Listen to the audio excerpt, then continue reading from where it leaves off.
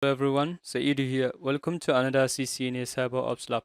Now, quickly, in this lab, I'll be talking about the social engineering. So, the social engineering is a malicious activities that is accomplished through human interaction. Now, it uses the psychological manipulation to trick users into making security mistakes or giving away sensitive information. Social engineering is an attack with the goal of getting a victim to enter personal or sensitive information.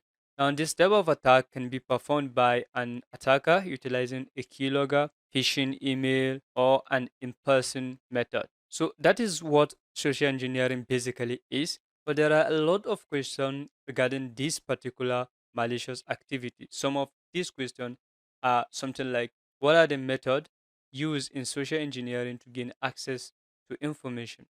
Now, the most common methods are electronic access, maybe sending out email or text message, physical access, which require the use of, let's say, flash drive or something like that.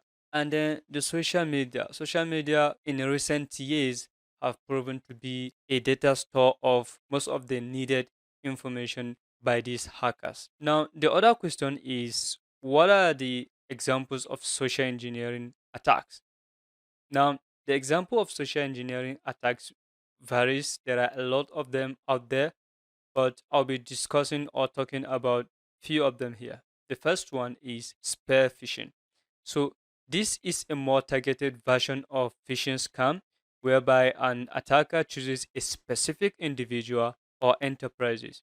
So how does this attacker perform this? They then tailor their message based on characteristic, job position, and contacts belonging to their victims to make their attack like suspicious. Now, the spear phishing scenario might involve an attacker who is impersonating an organization's IT consultant, for example. So this attacker send an email to one or more employees. So it's worded and signed exactly as the consultant normally does, thereby deceiving the recipient into thinking it's an authentic message. Now, mostly what the content of the message will be is the message prompt recipient to change their password and provide them with a link that redirects them to a malicious page where the attacker now captures their credentials.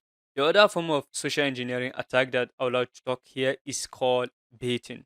So in this form of attacks, user with curious mind or greed allow into a trap that steals their personal information or inflict their system with malware. For example, the scenario might be something like this, where an attacker leaves a malware-infected flash drives in a certain location where the victims might find them, places like bathroom or elevators, etc.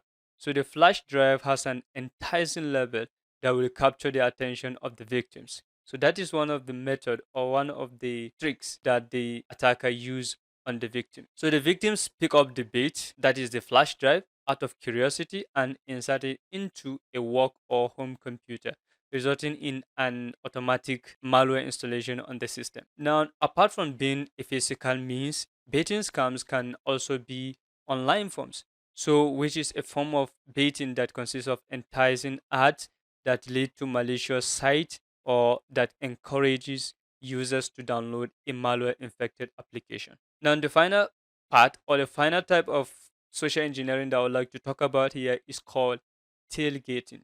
So this technique involves following users behind as they enter restricted areas. So as a human courtesy, the user is most likely to let the social engineer inside the restricted area, not knowing that that particular person is an attacker or is harmful. Now, over the year, social networking has proven to be a very, very good data source for social engineers or social engineering threat. The main reason is because victims get caught out almost like being forced by friends or even by the app or the site to provide sensitive data on the social media platform. Data like full name, date of birth, hometown, etc. Now, with that being said, how can an organization defend itself from social engineering attacks? Now, considering that, the following should be implemented.